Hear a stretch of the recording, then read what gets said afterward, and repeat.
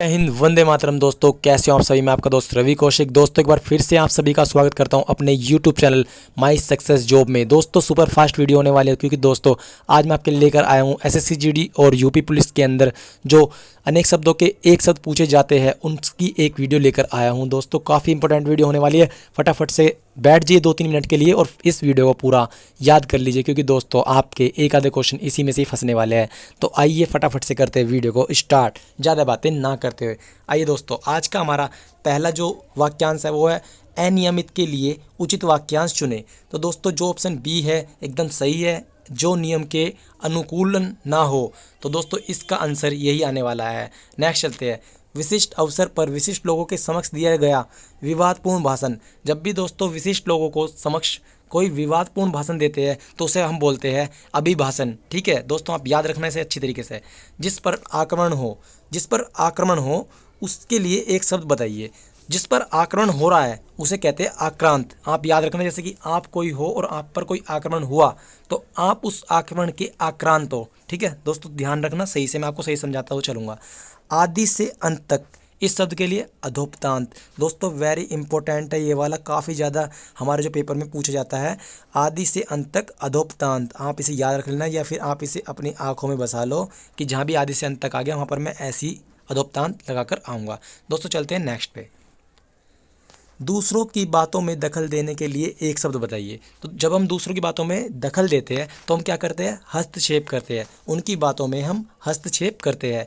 अगला, गोद लिया हुआ पुत्र। जब हम किसी पुत्र को गोद लेते हैं तो वो हमारे लिए दत्तक कहलाता है। वो पुत्र हमारे लिए दत्तक कहलाता है। नेक्स्ट, जो देने योग्य है तो दे हो जाएगा, इसका तो आसान सा है, देने योग्य है तो दे हो जाएगा। नेक्स्ट चलते हैं दोस्तों। अगर आपको वीडियो हमारी अच्छी लग रही हो तो आप इस वीडियो को जरूर लाइक कर दीजिए, और हमारे चैनल को सब्सक्राइब अभी तक भी नहीं किया तो दोस्तों प्लीज़ सब्सक्राइब जरूर कर लीजिए।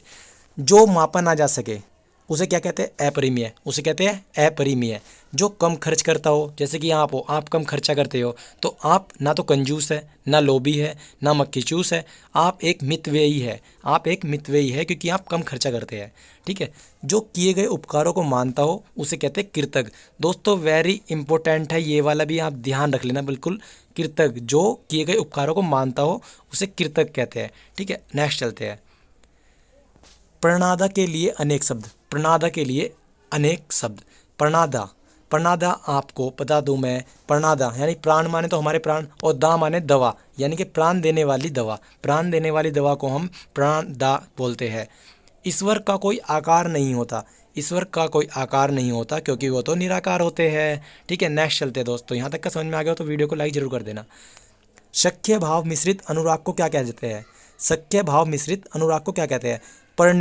परिणय कहते हैं। दोस्तों इसे ध्यान रख लेना आप, सख्य भाव मिश्रित अनुराग को परिणय कहते हैं। शक्तिशाली, दयालु, शांत, धीर और योद्धा नायक के लिए एक शब्द क्या बोलते हैं? उसे धीरोदत्त। ध्यान से रखना दोस्तों, याद ध्यान से रखना बिल्कुल, क्या पता आपके पेपर में ऐसे ही कोई फंस जाए। ठीक है।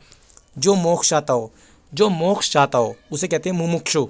जो मोक्ष चाहता हो उसे कहते हैं मुमुक्षु। आप ध्यान रखना दोस्तों, यहाँ पर आपको ऐसी मुमुक्षु पता नहीं कितने सारे बना के दे देगा, लेकिन आपको ऐसे वाला मुमुक्षु ध्यान रखना है जिसमें सभी ही छोटे ऊ की मात्रा हो। नेक्स्ट चलते हैं। जो प्रमाण से सिद्ध ना हो सके उसे कहते हैं अप्रमाणित।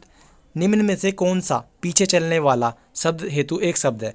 पीछे चलने वाले के लिए हम अनुगत लगाते हैं। अनुगत, पिछलंगु मत लगा देना बिल्कुल भी, अनुगत लगाते हैं। जो पीछे चलता है उसके लिए हम अनुगत लगाते हैं। आगे चलते हैं। वन में लगने वाली आग उसे क्या कहते हैं? दावानल कहते हैं। जिसकी आशा न की गई हो उसे कहते हैं अप्रत्याशित। वह नायिका जो अपने पति के परदेश में होने के कारण दुखी हो वह क्या कहलाती है? उसे कहते हैं परशोषित पति का। उसे परशोषित पति का कहते हैं। अगला देखते हैं। पृथ्वी के तीन और पानी का स्थान क्या बोलते हैं? उसे प्रायद्वीप बोलते हैं हम। ठीक है। नेक्स्ट चलते हैं। जिसे बुलाया ना गया हो वाक्य के लिए क्या लगेगा? जिसे बुलाया ना गया हो उसे कहते हैं अनाहूत। जिसे बुलाया ना गया हो। जिसके पास कुछ भी नहीं हो उसे कहते हैं अकिचन। इंद्रियों को जीत लिया हो जिसने उसे कहते हैं जितेंद्र। दोस्तों काफ़ी आसान से तो आपको ध्यान होंगे ही। खाने की इच्छा रखने वाला उसे कहते हैं बुभुक्षा। ठीक है। वीर पुत्र को जन्म देने वाली उसे कहते हैं वीर परशु। बिना पलक झपकाए उसे कहते हैं निरन्मेष। ठीक है दोस्तों, अगला चलते हैं। जिसका शत्रु पैदा न हुआ हो उसे कहते हैं अजात शत्रु। परगा चशु के लिए वाक्यांश, बुद्धि जिसके नेत्र में हो, बुद्धि जिसके नेत्र में हो। दोस्तों ये चशु लिखा है, नेत्र का ही पर्यायवाची शब्द होता है, तो आप नेत्र के नाम से ध्यान रखना। परगा चशु, बुद्धि जिसका नेत्र हो, बुद्धि जिसका नेत्र हो। ठीक है, आगे चलते हैं। जिसका उपचार ना हो सके उसे कहते हैं असाध्य। जिसके सिर पर चंद्रमा हो उसे कहते हैं चंद्रशेखर। जिसका कोई उपमा ना दी जा सके उसे कहते हैं अनुपम। तो दोस्तों काफ़ी इंपॉर्टेंट मैं आपके लेकर आया हूँ, इन्हीं में से आपके एक न एक वहाँ पर छपे जरूर पा सकते हैं। जैसे कि ये हैगा इंपॉर्टेंट है, काफ़ी ज़्यादा आप इंपॉर्टेंट समझ के से पढ़ना। जानने की इच्छा, जानने की इच्छा क्या है बोलती है जिज्ञासा। पैसे से मनुष्य की जीवन जीने की इच्छा बलवती होती है, इसमें क्या होगा जिजीविषा, इसमें क्या होगा जिजीविषा होगा आपका। नेक्स्ट चलते हैं। अज्ञ शब्द के लिए एक शब्द, जिसे जाना ना जा सके उसे अज्ञ कहते हैं। ठीक है, जो अपने स्थान या स्थिति को अलग ना किया जा सके उसे अचयुत कहते हैं। ठीक है, आगे चलते हैं। सिर्फ अपना ही चाहने वाला उसे कहते हैं स्वार्थी। जीने की इच्छा जिजीविषा। सफलता न मिलने पर दुखी होने को क्या कहते हैं क्षोभ कहते हैं। ठीक है, जब हमें सफलता नहीं मिलती तो हमें क्षोभ होता है, उस चीज़ पे हमें दुख होता है हमें। ठीक है, ऊपर की ओर उछला हुआ, ऊपर की ओर उछला हुआ उसे कहते हैं उत्क्षिप्त। उत्क्षिप्त, ऊपर की ओर उछला हुआ। ठीक है दोस्तों, जो स्त्री सूर्य भी ना देख सके, जो स्त्री सूर्य के दर्शन भी ना कर सके उसे कहते हैं असूर्य स्पर्शा। असूर्य स्पर्शा कहते हैं उसे। अनुचित बात के लिए आग्रह करने वाला उसे कहते हैं दुराग्रह, उसे कहते हैं दुराग्रह। ठीक है दोस्तों, इनमें से दोनों में से एक है आपका जो कि हमारा है दुराग्रह। दुराग्रह ये वाला है। ठीक है, ऑप्शन ए वाला है इसमें। ठीक है, आगे चलते हैं।